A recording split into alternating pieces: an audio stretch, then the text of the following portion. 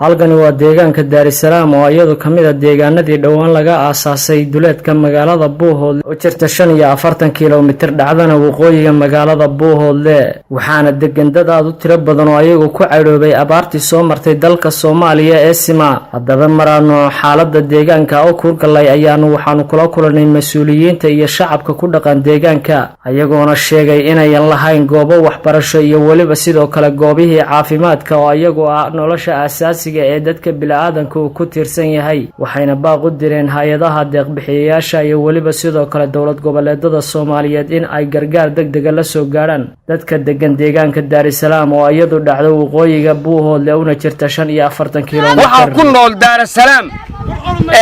400 oo qoys baa ku nool 400 oo qoys waa barakacayaal xoolihii ka dhamaadeen halkaas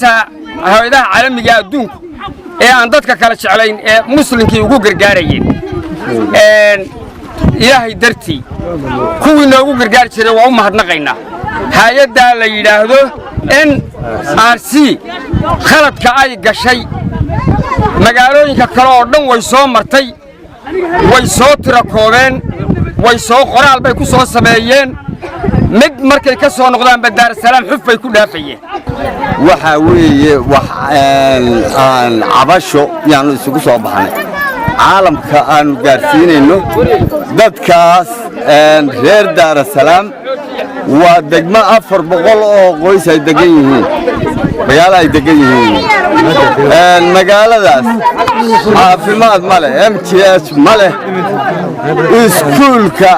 waxaanu ku dhignaa dad muraacada dhiga wax يعني ماله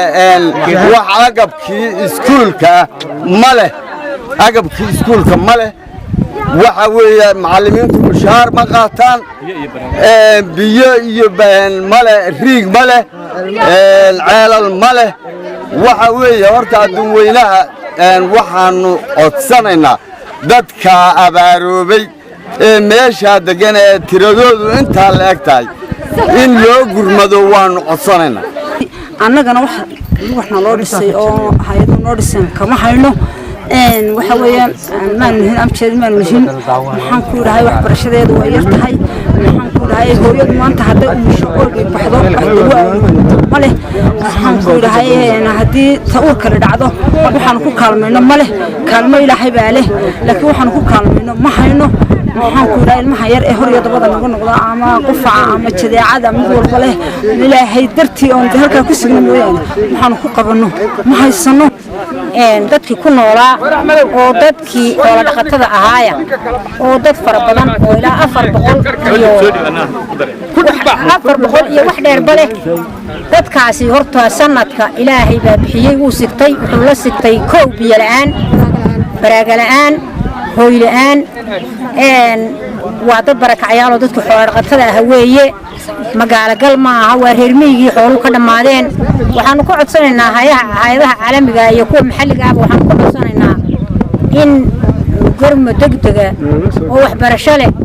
oo caafimaad leh oo ma hayno malihin amjees malihin hadii hooyooyinka imaka hooyooyinku ay umusho inaanu gaari ku qaadno meel kale oo carar mooyaane malihin tii imaka dhiiga goosata malihin waxaanu ku codsanaynaa in la soo gaaro caafimaadkii guriyihii hoygii biyihii ilaahay idankiisa hoygii hooyooyinka quudintii hooyooyinka iyo caruurta soo kacaysa maxamed cali bile telefishinka dawlad goboleedka Soomaaliyeed ee Jubbaland magaalada Buuhoodle.